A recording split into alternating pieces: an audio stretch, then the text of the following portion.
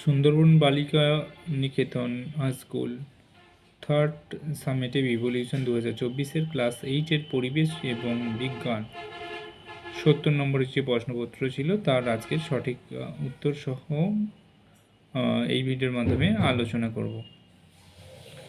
তো একের দাগের কোশ্চেন ছিল সঠিক উত্তর নির্বাচন করে লেখো 1×5=5। দেখো একের দাগের একের যে কোশ্চেন ছিল এসআই পদ্ধতিতে চাপের একক কী, এর সঠিক উত্তর নিউটন পার বর্গমিটার। একের দাগে দুটি আয়নাকে এমনভাবে রাখা হলো যাতে তাদের মধ্যবর্তী কোণ হয় 60 ডিগ্রি।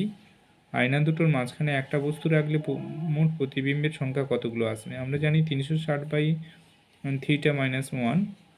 তো সেক্ষেত্রে 5 সঠিক উত্তর চলে আসে 5টে। তারপরে কোশ্চেন দিয়েছে সি 6-14 এবং সি মানে কার্বন 6-14 এবং হচ্ছে নাইট্রোজেন 7-14 পরস্পর কী? আমরা জানি ভর সংখ্যা এদের সবগুলোর হচ্ছে দেখতেই পাচ্ছি কোশ্চেন দেখে ভর সংখ্যা সমান আছে, তাহলে এটা সঠিক উত্তর হয়ে যাবে আইসোবার। 1.4 একের দাগে 4-এর কোশ্চেন ঘরের তাপমাত্রায় অক্সিজেন গ্যাস প্রস্তুত করতে কোন কোন বিক্রিয়কের সংগঠিত করতে হবে?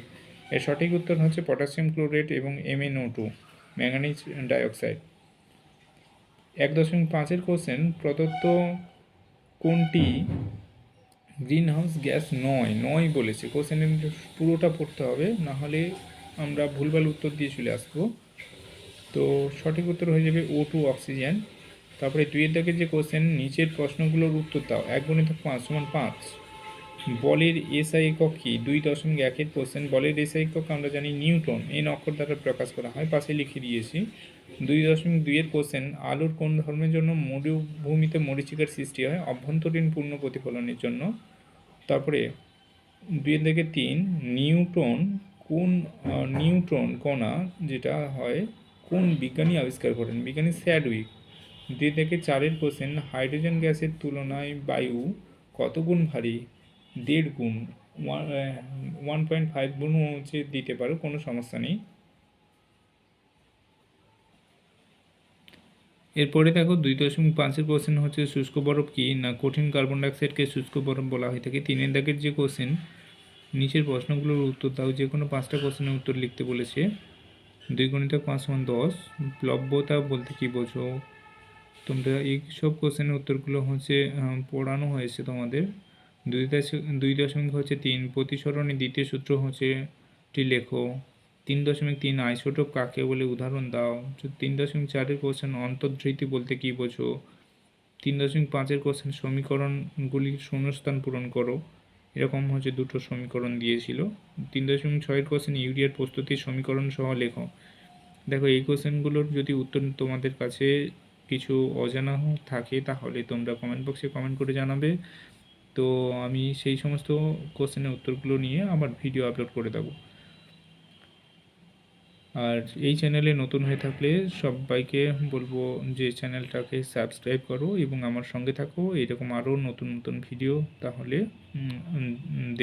দিতে পারবো আমি পরবর্তী সময়গুলোতে।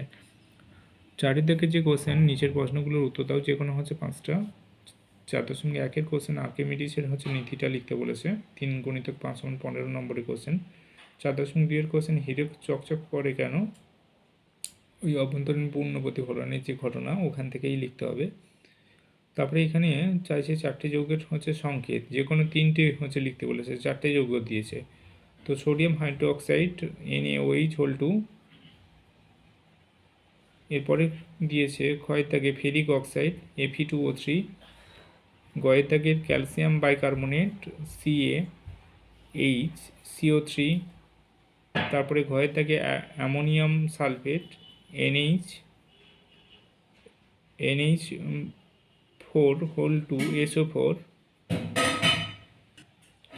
এরপরে দেখো পরীক্ষাগারে পটাশিয়াম ক্লোরাইড থেকে অক্সিজেন প্রস্তুতি এটা খুব ভালো করে পরবর্তীতে যারা পরীক্ষাতে ক্লাস 8-এ উঠবে তারা এই কোশ্চেনটাও খুব ভালো করে পড়ে রাখবে, তোমাদের কোশ্চেনগুলোতেও আসার সম্ভাবনা রয়েছে। 4.5-এর কোশ্চেন গ্লোবাল ওয়ার্মিংয়ের কুফল সম্পর্কে লিখতে বলেছে।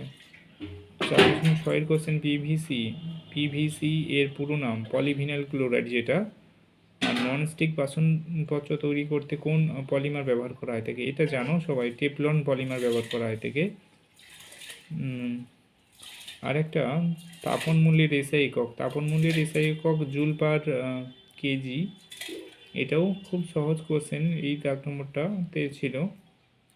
আশা করি ভৌতবিজ্ঞান হচ্ছে কোশ্চেন যেটা সুন্দরবন বালিকা হচ্ছে বিদ্যানিকেতনের, সেগুলো হচ্ছে বুঝতে পারলে ক্লাস 8ম শ্রেণীর। তো আসবো পরবর্তী ভিডিওতে, দেখা হবে। জীবনবিজ্ঞান হচ্ছে প্রশ্নপত্র নিয়ে আসবো।